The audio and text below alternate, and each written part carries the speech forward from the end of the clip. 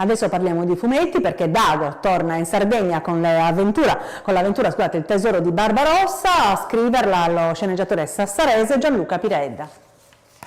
Torna in edicola Il tesoro di Barbarossa, con Dago di nuovo in Sardegna, dopo una prima avventura ambientata nel centro-sud dell'isola e realizzata dagli argentini Morini e Ibanez. Il protagonista questa volta si muove lungo le coste del nord dell'isola. A scriverle Gianluca Piredda, 44 anni, di Sassari, mentre i disegni sono di Silvia Marino. Con questa storia volevamo raccontare le coste del nord-ovest della Sardegna e per farlo siamo partiti da una leggenda locale, quella che vede Barbarossa vagare di notte per i paesi costieri alla ricerca di un tesoro e, non trovandolo, sfogare la propria ira contro uno di questi centri abitati.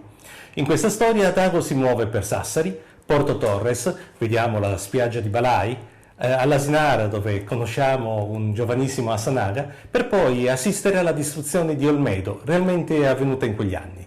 È stato divertente scriverla e Silvia Marino con i suoi disegni è riuscita a rendere al meglio le caratteristiche della Sardegna di quei tempi. Piredda, che per Aurea scrive anche Freeman e Dracula in the West, è impegnato nella scrittura di storie in cui Dago, volta per volta, incontra personaggi storici realmente esistiti ed è testimone di fatti storici realmente accaduti. Ma perché Hassan Haga? Perché Asanaga è un personaggio narrativamente interessante e storicamente rilevante. Era il tipo di personaggio che ci serviva per un ritorno di Dago in Sardegna. Giovane ma spietato, furbo al punto da diventare uno degli uomini di fiducia di Barbarossa, così da scampare una vita di schiavitù.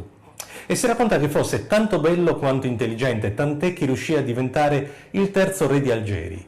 Tuttavia la sua vita è ammantata di mistero, si sa molto poco su chi fosse prima che Barbarossa lo rapisse. Ed è proprio questa parte della sua vita che ci interessava raccontare.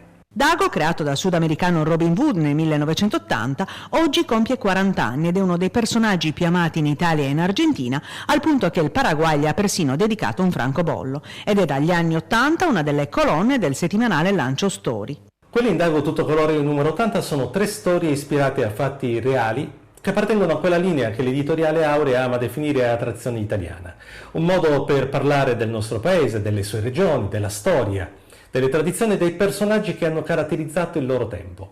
E il volume si conclude con L'Ebrea Errante, cioè la cronaca degli ultimi giorni veneziana di Grazia Nasi, una delle donne più interessanti e influenti del Rinascimento, ma oggi poco nota e per questo valeva la pena raccontarla.